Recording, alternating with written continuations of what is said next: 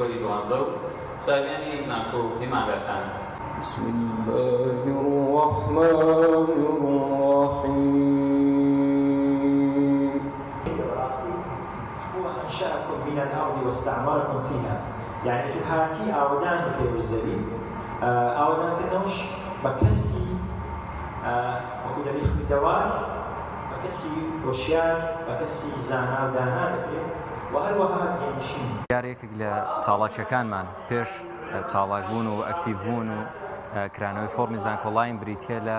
ڕێکخستنی سێ سیمیناری جیاواز بۆ سێ لە کەساتە دیارەکانی هەرێمی کوردستان کە هەر سێ بابەتەکان لێکتر گرنگتر و لێکتر تایبەتتر بوون کە ئەوانیش باسی گرنگی و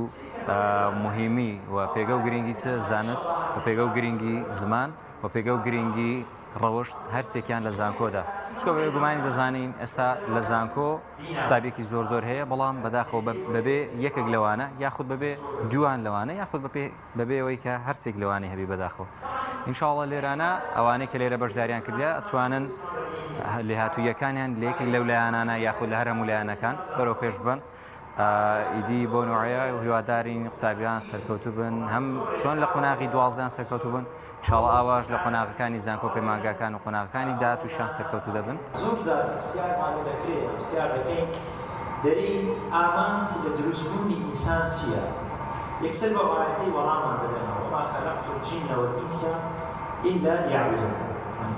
یعنی بەجێرەی ئاەتەی بیتن ئەمە دەریدا بنیشین تەنها عیبادەت بکەین.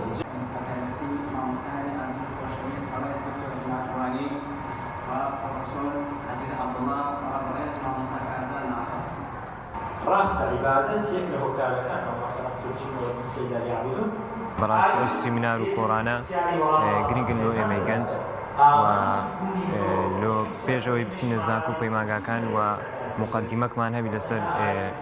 چۆنیەتی خوێندن لە زانکۆ و پەیمانگاکان و چۆنیەتی مامەڵەکردن لەگەر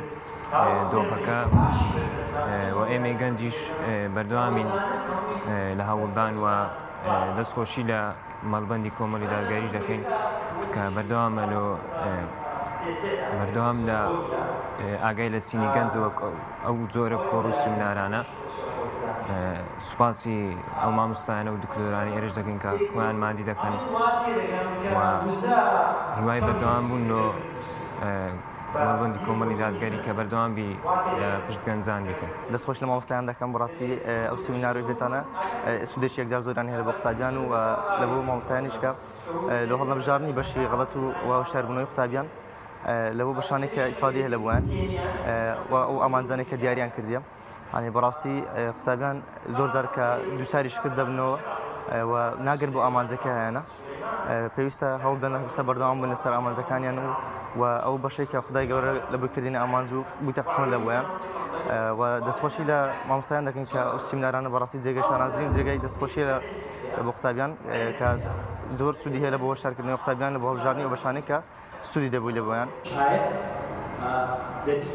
جێ بکەینەوە لە چێ دەجێ بکەینەوە لە بابەتی جێنشینی لە بابەتی ئاوادانکردن